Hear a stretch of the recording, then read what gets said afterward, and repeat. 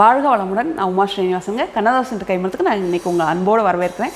இன்றைக்கி நம்ம பண்ண போனது ஹோட்டலில் பண்ணுற மாதிரி சிம்பிளாக ஒரு பன்னீர் பட்டர் மசாலா. ஹோட்டலில் பண்ணும்போது நமக்கு ஐயோ ஜாஸ்தி வேலை இருக்குமோ அப்படின்ற மாதிரிலாம் நினைப்போம்.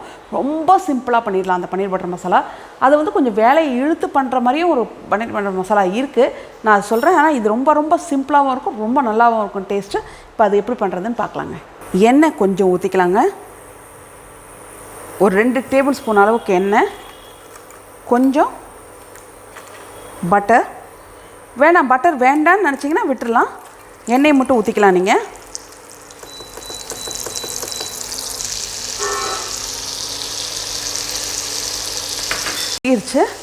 இப்போ வெங்காயம் பெரிய வெங்காயமாக 2 வெங்காயம் எடுத்து வச்சுருக்கேன். சும்மா பெருசாகவே வெட்டிக்கலாம். இன்னும் கூட நீங்கள் பெருசாக வெட்டிக்கலாம், சின்னதாக வெட்டணும்னு அவசியமே இல்லை. இது வெங்காயம் ஓரளவுக்கு நல்லா வதங்கணும். இப்போ பாருங்கள், வெங்காயம் நல்லா வதங்கிடுச்சு. ஓரளவுக்கு கலரே மாறிடுச்சு ப்ரௌனாக. அந்த அளவுக்கு வதக்கிடுங்க. இப்போ இதில் ஒரு 3 பச்சை மிளகா போடுறேன். இதோட இஞ்சி பூண்டு விழுது 1 டேபிள் ஸ்பூன் அளவுக்கு இஞ்சி பூண்டு விழுது போடுறேன்.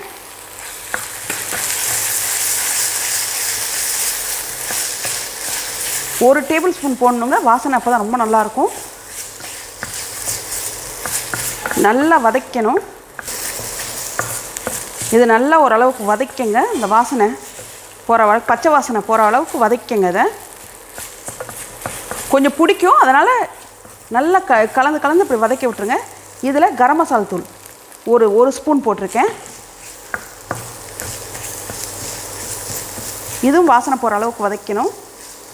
இதில் ஒரு 6 முந்திரி பருப்பு,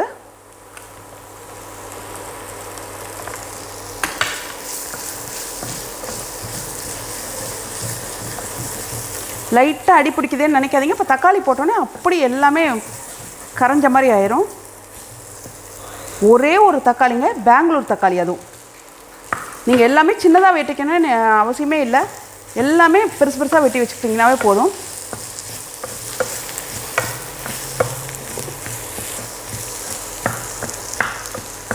இப்போ இதில் ஒரு 1/2 ஸ்பூன் அளவுக்கு மிளகாத்தூள் போட்டுக்கோங்க, வெறும் மிளகாத்தூள்.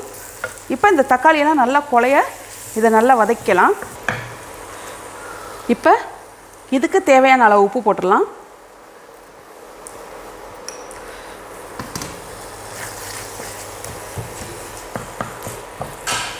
இது இந்த சட்டியில் நான் வதக்கிறதால கொஞ்சம் அடி பிடிச்சி வதக்குறேன்.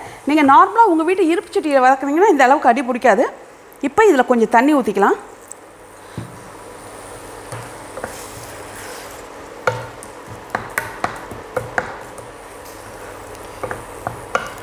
இந்த தண்ணி ஊற்றணும், ஒரு 1/2 கிளாஸ் தண்ணி ஊற்றுங்க. இந்த தண்ணி ஊற்றினதுக்கப்புறம் ஒரு கொதி வந்தோன்னே ஆஃப் பண்ணிடலாம். அவ்வளோதான், ஒரு கொதி வந்துருச்சு. இப்போ ஆஃப் பண்ணிடலாம். இதை இப்போ நீங்கள் நைஸாக அரைச்சிட்டு வந்துடணும். இது என்ன அளவுக்குன்னா, ஒரே ஒரு பன்னீருங்க. 1 கியூப் வாங்குகிறோம்ல கடையிலலாம், சின்ன பன்னீர், அந்த ஒரு பன்னீருக்குள்ள அளவு தான் இது. மசாலா அரைச்சிட்டு வந்து வச்சுட்டேன். இதில் பட்டர் கொஞ்சம் ஒரு டேபிள் ஸ்பூன் ஃபுல்லாக பட்டர் போட்டிங்கன்னா கரெக்டாக இருக்கும்.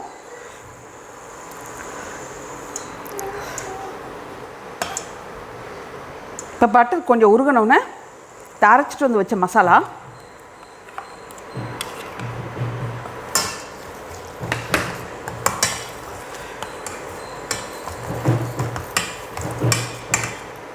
இதில் இப்போ நம்ம தண்ணி ஊற்றிக்கலாம். இப்போ இதில் 1/2 கிளாஸ் தண்ணி இதில் கலக்கி ஊற்றிருக்கேன்.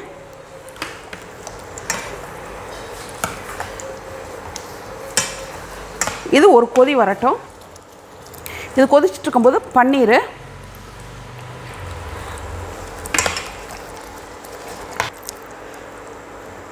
இப்போ இந்த பன்னீர் சாஃப்ட் ஆகிற வரைக்கும் கொஞ்சம் கொதிக்கணும். இது இப்போ நல்லா கொதித்து சாஃப்ட் ஆயிடுச்சு பன்னீர். இந்த ஸ்டேஜில் சுகர் நல்லா 1 டேபிள் ஸ்பூன் அளவு, இல்லைன்னா உங்களுக்கு ரொம்ப இனிப்பு வேண்டான்னு நினச்சிங்கன்னா கம்மியாக போட்டுக்கோங்க.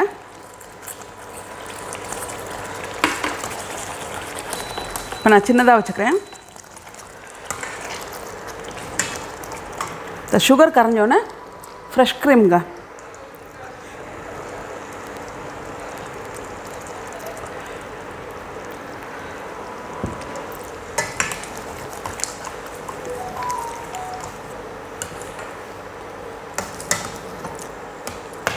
ஃப்ரெஷ் க்ரீம் ஊற்றி ஒரு கொதி வந்துருச்சு, அதனால் நான் ஆஃப் பண்ணிட்டேன்.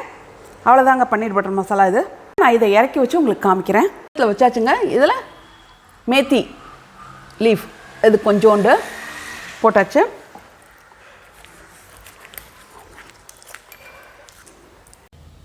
இப்போ பன்னீர் பட்டர் மசாலா ரெடி ஆயிடுச்சுங்க. இது வந்து டேஸ்ட் வைஸ் ரொம்ப நல்லாயிருக்கும். இதை நீங்கள் ட்ரை பண்ணி பாருங்கள், உங்களுக்கு கட்டாயம் பிடிக்கும். இது பிடிச்சிருந்தால் லைக் பண்ணுங்கள், ஷேர் பண்ணுங்கள், சப்ஸ்கிரைப் பண்ணுங்கள், பெல் ஐக்கான் பட்டன் கிளிக் பண்ணுங்கள். வாழ்க வளமுடன்.